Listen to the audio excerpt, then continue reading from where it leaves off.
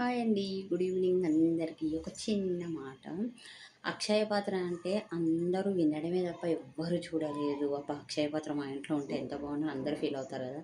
ప్రతి ఇంట్లో ఉంటది అక్షయ పాత్ర. మీకే తెలియట్లేదు. ఎస్పెషల్లీ కిచెన్‌లో ఉంటది ఆ అక్షయ పాత్ర. ఆడవాళ్ళు గుర్తించే ఉంటారు నాలాగానే ఎవరు చెప్పరు. నేను చెప్తున్నా. అక్షయ పాత్ర అంటే ఇప్పుడు అందరికీ చూపిస్తా వెయిట్. ఇదే అక్షయ పాత్ర. కిచెన్‌లో ఉండే అక్షయ పాత్ర. ఇగ ఇంట్లో ఉంటే హాలిడే అని ఇప్పటికి మూడోసారి తోమడము. ఇగో ఇలా నిండుతూనే ఉంటుంది. ఈ అక్షయ పాత్ర అసలు ఖాళీ అవ్వదండి. ఈ అక్షయ పాత్ర అనడం వస్తలేదు. ఈ అక్షయ పాత్ర ఎవరింట్లో ఉండదు చెప్పండి? ప్రతి ఒక్కరింట్లో ఉంటుంది. కిచెన్‌లో తోముతూనే ఉంటారు. హౌస్ వైఫ్స్‌కి దండం రా బాబు!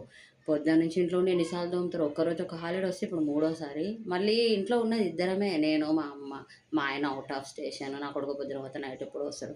అయినా నిండుతూనే ఉంటది. ఇదేం అక్షయ పాత్రో నాకు అర్థం కాదు. చెమటలు చిందిస్తున్న ఆడవాళ్ళం అక్షయ పాత్రతోని. అక్షయ పాత్ర కావాలని మగవాళ్ళు అనుకుంటారు కానీ ఈ అక్షయ పాత్ర మాత్రం వద్దు పిచ్చెక్కుతుంది. కాదు అని ఒక్క ఆడవాళ్ళైనా కామెంట్ చేయండి మా ఇంట్లో అక్షయ పాత్ర లేదు అని. ప్రతి ఒక్క ఇంట్లో ఎస్పెషల్లీ కిచెన్‌లోనే ఉంటది ఈ అక్షయ పాత్ర. మాకు ఫుల్ తలనొప్పి తెచ్చే అక్షయ పాత్ర. ఎవరైనా అక్షయ పాత్ర అంటే తలనొప్పా? కానీ ఆడవాళ్ళకి ఇదే తలనొప్పి.